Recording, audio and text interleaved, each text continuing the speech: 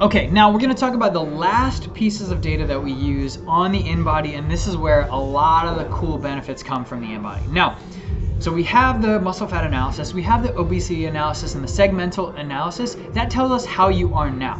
Now, we use this data coming up to find out how to get you from where you are to where you want to go. Now, if you want to book an InBody, go to pittsburghfit.com/start, book a free intro, and we'll definitely do one for you. That's pittsburghfit.com/start. It's totally free.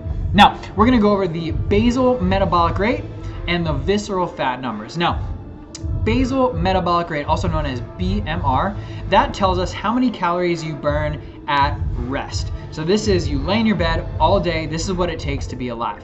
Usually it takes about 20% of those calories to get your brain moving throughout the day, and the rest is what it takes to keep your body healthy and alive. So what do we do from here? So in this example, the basal metabolic rate of this person is 1,175 calories. Now, if they get up out of bed and they move around throughout their day, we add calories on top of that. So they burn 1,100 just staying at rest. So they burn an extra 300 to 500 just working. So now we're up to like 1,500 and 1,600 calories.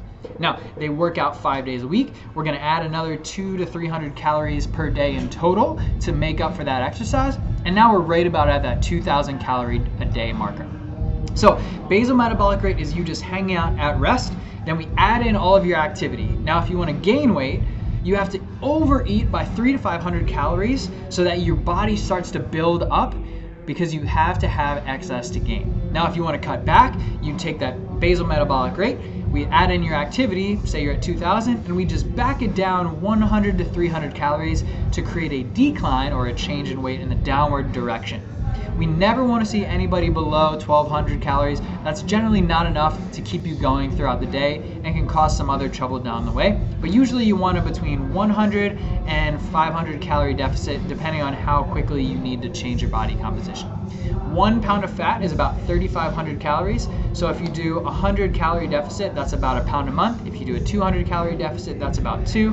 So we try to go 300 or 400 because we want to lose between 3 and 4 pounds a week. That's a good place to be for steady, consistent weight loss. But again, we focus more on percent body fat change and not body fat mass change. The percentage is where we put our energy.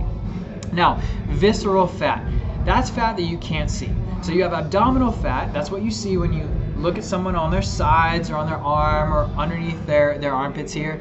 Now, visceral fat is fat inside of your rib cage. It surrounds your organs.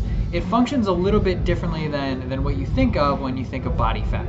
Now, this fat is good. It protects your body from being jostled around. It protects your heart, your lungs, those organs.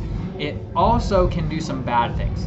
So if you have too much of it, it starts to act as its own endocrine gland, and it'll start to secrete hormones, and it's not generally good for you. So what InBody found over the thousands of studies is they made a scale from 0 to 20.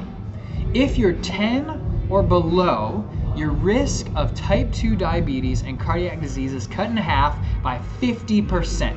That doesn't mean you're gonna not get it or get it, it just means your risk is lower, and 50% is a big adjustment. So we try to get you to 10 as fast as possible. There's no advantage of being 1 or 10, but this is more of a lifelong reading. So if you exercise well and you eat well consistently over a long period of time, that number will be nice and low. But remember, it reduces your risk of diabetes and cardiac disease, and both of those run in my family, so it's a very big concern for me.